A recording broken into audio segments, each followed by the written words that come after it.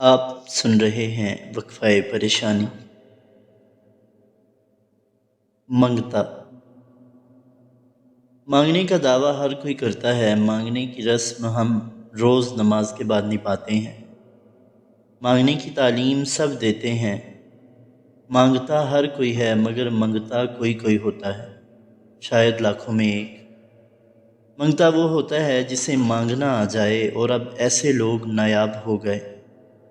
مانگنا عبادت کا انعام نہیں، اور نہ ہی کوئی اختتامی طرز عمل ہے جو عبادت کی تکمیل کرے۔ مانگنا تو بذات خود ایک عبادت ہے۔ منگتا وہ ہوتا ہے جسے مانگنے میں لذت ملے، جسے مانگنے کے سوا کوئی کام ہی نہ رہے۔ وہ چلتا پھرتا، جیتا جاگتا، اٹھتا بیٹھتا، بولتا اور چپ، سراپائی مانگ ہو۔ جو بولے تو مانگے، چپ ہو تو مانگے، اس کی چپ خدا کی چپ سے باتیں کرے۔ وہ ہاتھ اٹھائے تو دعائیں دوڑتی ہوئی آئیں، اس کے ہاتھوں کے بوسے لیں۔ منگتا وہ ہے جو فقیر ہو، بکاری نہیں۔ بیکاری سب سے مانگتا ہے، فقیر ایک سے۔ منگتے سے بڑا فقیر شہر میں کوئی نہیں ہوتا۔ وہ بس ہر وقت جولی پھیلائے مانگتا ہی رہتا ہے، اور اسے کوئی غرض نہیں ہوتی کہ کچھ ملے یا سب کچھ ملے۔ اس کی منتیں بڑھتی ہی چلی جاتی ہیں، جو ملا دے دیا، جو پایا بانٹ دیا، جو عطا ہوا لٹا دیا، اور پھر وہی فقر، پھر وہی منگتا۔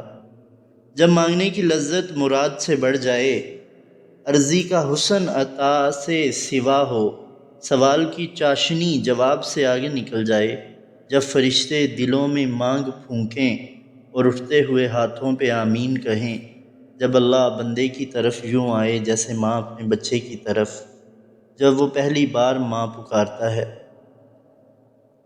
جب دل کی پہنچ عقل کو پیچھے چھوڑ جائے، جب تخیل کی پرواز ذات الہی کا طواف کرے، پھر کوئی بنے ہے منگتا۔ منگتا جب چپ ہو جائے تو قدرت صدا لگاتی ہے کہ مانگو، اور جب وہ گویا ہو تو قدرت سب کو چپ کرا دے کہ سنو۔ جب یہ روئے تو قدرت کہے ایک بار مسکرا دو۔ یہ ایک ایسا مانگنے والا ہوتا ہے جسے خالی جانا منظور نہیں ہوتا۔ اس کا دل دوکنی بن جاتا ہے، ایسی گٹی گٹی آوازیں نکالتا ہے کہ موت کا گماں ہو۔ اسے اپنے مالک پہ یقین ہوتا ہے کہ دعا قبول ہو کے رہے گی۔ وہ کاتب سے کلم و صفحات مانگ لیتا ہے اور پھر بغیر لکھے واپس کر دیتا ہے۔ یہ منگتا مانگنے پر آئے تو خدا کو خدا سے مانگ لے۔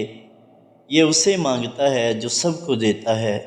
یہ نور سے نور مانگتا ہے، رنگ سے رنگ مانگتا ہے، تجلی سے تجلی مانگتا ہے، اور اپنی مانگ کی تپش میں خود ہی جل کر خاک ہو جاتا ہے۔ 7 ارب کی دنیا میں ان کا کوئی نہیں ہوتا، کوئی ہاتھ ان کے لیے نہیں اٹھتا۔ یہ رات کے اندھیروں میں رب کائنات سے سب کے لیے دعا مانگ کر، سب کے صدقے سے اپنے لیے منگتے کی پوسٹ مانگ لیتے ہیں۔ مانگنا نشہ بن کے ان کے رگ و پے میں سرایت کر جاتا ہے۔ ان کا خدا کے سوا خدا کی قسم کوئی نہیں ہوتا، اپنا آپ بھی نہیں۔ ان کا دل مالک کے نشے میں ایسا ڈوبا ہوتا ہے کہ اپنا وجود تک نہیں پہچان پاتا۔ اس جسم کی قید میں دھڑکتا ہے۔ ایسے بندے کو کبھی نہیں تنگ کرنا چاہیے جس کا اللہ کے سوا کوئی نہ ہو۔ یہ دیوانے دنیا لٹا کر بھی ہنستے رہتے ہیں، کوئی مقابلہ کرے تو کیسے۔ منگتے اپنی مراد کسی اور کو دے کر ذکر کی لذت مانگ لیتے ہیں۔ دنیا انہیں حقیر جان کر دھتکارتی ہے، تانے دیتی ہے، بد دعائیں دیتی ہے، کافر و ملحد پکارتی ہے۔ یہ سب سنتے ہیں مگر چپ رہتے ہیں کہ رات تو آنی ہے، سورج تو ڈوبے گا، تاریکی تو چھائے گی، ہاتھ تو اٹھیں گے، پھر دیکھتے ہیں کون منگتا بنے تو کون مانگ، کس کو دنیا ملے تو کس کو دنیا بنانے والا۔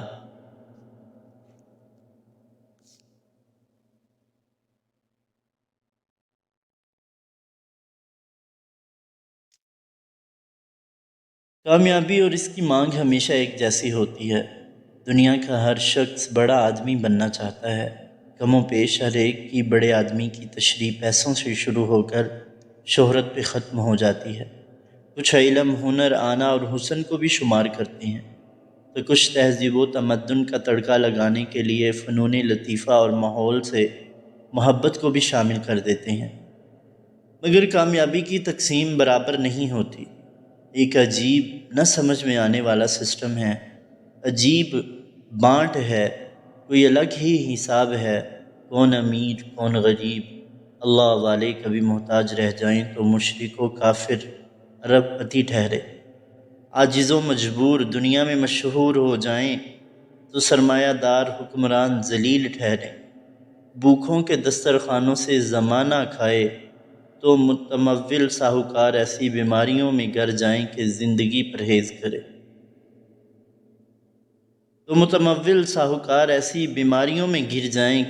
پرہیز کرے۔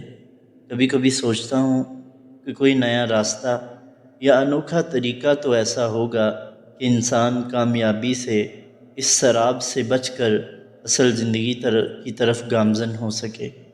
وہ کیا بنیادی جزیات ہوں کہ آدمی ان سوچوں سے ماوراء ہو کے پرواز کر سکے؟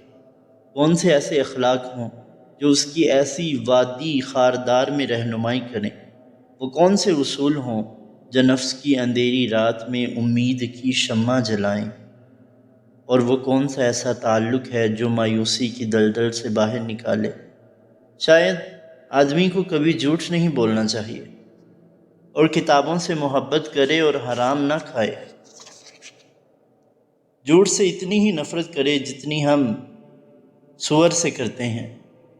ہمارے معاشرے میں سچ بولنا اور کتاب پڑھنا بھی سور کھانے کی طرح حرام ہو چکے ہیں۔ یا شاید یہ کہ آدمی کسی کی بھی تحقیر نہ کرے، نہ باتوں سے، نہ اشاروں سے، نہ باڈی لینگویج سے، نہ گمان میں، نہ خیال میں۔ یا شاید یہ کہ کوئی بندہ اس کی موجودگی میں خوف میں مبتلا نہ ہو کہ کب کیا ہو جائے، یا یہ کہ ہمیشہ مسکرا کر بات کرے، اچھے اخلاق سے پیش آئے۔ جتنا میں اس بارے میں سوچتا ہوں، سوچ کے تانے بانے ایک لفظ پر آ کر ٹوٹ جاتے ہیں۔ جدھر سے چاہے شروع کروں، اختتام اسی لفظ پر ہوتا ہے، اور وہ لفظ ہے محبت۔ بندہ جب اللہ سے محبت کا اعتراف کر لیتا ہے اور اس پر کام کرنا شروع کر دیتا ہے تو وہ تمام جزیات، اصول اور تکنیک اسے آتی چلی جاتی ہیں جو اس نئے راستے کا پتہ دیتی ہیں کہ جس میں فقیر بھی غنہ ہے، جس میں محرومی بھی انعام ہے، جس میں دکھ بھی خوشی ہے، جس میں اس کا چاہا جانا، اس کی منشا، اس کے کام، اس کی رضا سب کچھ ہے، اور بندے کی گردن فرط جذبات سے خم ہے۔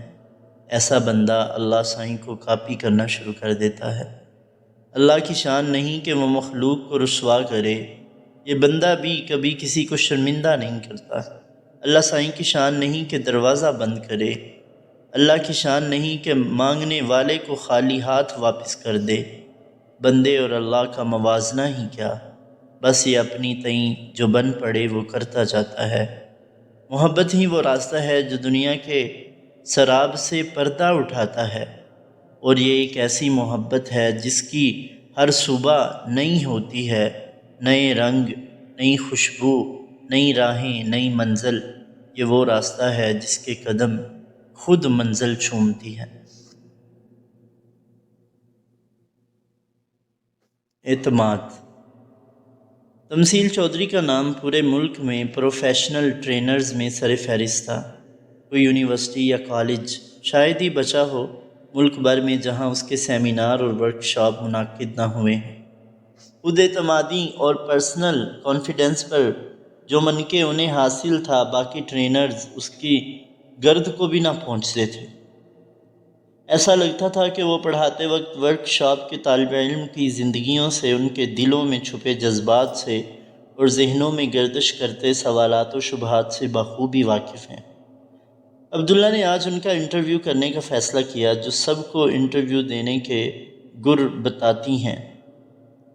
تمثیل، آپ کا بہت شکریہ۔ مجھے معلوم ہے آپ کتنی مصروف ہیں اور آپ کی مارکیٹ میں کیا مانگ ہے۔ آپ نے میرے چند سوالوں کا جواب دینے کی حامی بھری، آپ کی مہربانی۔ ڈاکٹر عبداللہ: میں لوگوں کو انٹرویو دینا سکھاتی ہوں مگر خود کبھی نہیں دیتی۔ آپ میری ورکشاپ میں آئے، جو درد اور تڑپ آپ کی آنکھوں اور لہجے میں تھی وہ تجاہل سے ماوراء تھی۔ وہی تو ایسی بات تھی کہ جب آپ نے انٹرویو کرنے کی فرمائش کی تو میں منع نہ کر پائی۔ خیر چھوڑیں، وقت شروع ہوا، آپ پوچھیں۔ آپ اپنے طالب علموں سے کیسے اس لیول پر کنیکٹ کر پاتی ہیں جس پر کوئی دوسرا نہیں پہنچ پاتا؟ جو فائدہ لوگوں کو آپ کی ورکشاپ سے ہوتا ہے وہ کہیں اور سے نہیں ہوتا، کیا وجہ ہے؟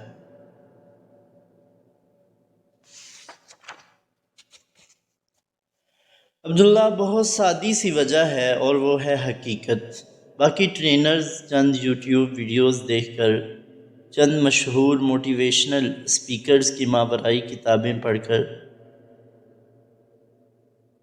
اسٹیون کوے، رابن شرما، دیپک چوپڑا کے محاورے یاد کر کے سمجھتے ہیں کہ واؤ فیکٹر پیدا کر لینے سے مسائل حل ہو جاتے ہیں، مگر ایسا نہیں ہے۔ یہ واؤ فیکٹر کچھ کہہ کے بہت سی تالیاں اور ایک آدھ بار اسٹینڈنگ اویشن تو دلا سکتا ہے، مگر لوگوں کی زندگیوں پر، ان کے عمل پر کوئی دائمی اثر نہیں چھوڑ سکتا۔ میں نے زندگی کو قریب سے دیکھا ہے، ان حقیقتوں سے گزری ہوں، اسی معاشرے میں پل کر جوان ہوئی ہوں، میں حقیقت اور ڈرامے میں فرق کر سکتی ہوں، اور یہی وہ وجہ ہے کہ میں اپنے کلائنٹس کے مسائل سمجھ سکتی ہوں۔ اعتماد کی ٹھیس کسے کہتے ہیں؟ اعتماد کی ٹھیس امید کی موت ہوتی ہے، یقین کا اٹھ جانا مایوسی کی نوید ہے۔ جب بندہ اپنے آپ سے مایوس ہو جائے، اپنے آپ سے ہار جائے تو وہ دنیا سے نہیں جیت سکتا۔ اعتماد کے ٹوٹنے کی اذیت جنسی زیادتی جتنی ہوتی ہے کہ آپ کی مرضی اور منشا کے بغیر آپ کو بے دست و پا کر کے مجبور و مظلوم جسم پر کوئی آری سی چلتی ہے۔ ظالم کو مزہ آتا ہے مگر مظلوم کو ہر وار پہ جسم کٹتا، گلتا اور سڑتا محسوس ہوتا ہے، اور سرنڈر کی یہ بو رہتی زندگی نہیں جاتی۔ ہر رات، ہر خواب، ہر دستک، ہر چوٹ، ہر جسم، کل کائنات آپ کو ریپسٹ لگتی ہے۔ ایسا لگتا ہے کہ سب نے مل کر آپ کی عزت لوٹی ہے، سب نے مل کر آپ کو مذاق کا نشانہ بنایا ہے۔ میں دونوں اذیتوں کو سمجھتی ہوں، دونوں سے گزری ہوں۔ جب بچے میرے پاس آ کر روتے ہیں کہ فلاں شخص نے میری عزت خراب کر دی، تو میں ہنس پڑتی ہوں کہ نہ بابا، تمہیں تو پتہ ہی نہیں کہ عزت خراب ہونا کسے کہتے ہیں۔ عبداللہ: لوگوں کو سمجھنے کے لیے واو نہیں، آؤچ فیکٹر درکار ہوتا ہے۔ میں لوگوں کو بتاتی ہوں کہ ذلت کسے کہتے ہیں اور انہیں اپنی عزت کا اندازہ ہو جاتا ہے۔ بس اتنی سی بات ہے، یہ بہت ذاتی بات ہے، اب کسی کو بتانا نہیں۔ اور کوئی سوال؟ عبداللہ کی آنکھ کے آنسو اس کے سارے سوال دھو چکے تھے۔ اس نے بامشکل تمام کہا، جیتی رہیں۔ تمثیل نے اسٹیج سنبھالا اور حاضرین سے مخاطب ہوئی، آئیے اس دنیا سے اپنا اعتماد واپس لیتے ہیں۔